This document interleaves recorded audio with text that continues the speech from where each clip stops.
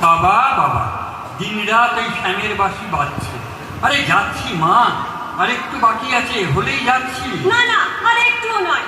বলি, রাবণের চিতা যে জ্বলছে, নেভাতে তো হবে, নাকি জীবন ভর চলবে? বাপরে বাপ, গলাতে নয়, ঢাকের বাদ্যি যেন বাজছে তো বাজছেই। কি বললে? ঢাকের বাদ্যি থামলে তোমার খুব আনন্দ হয় না?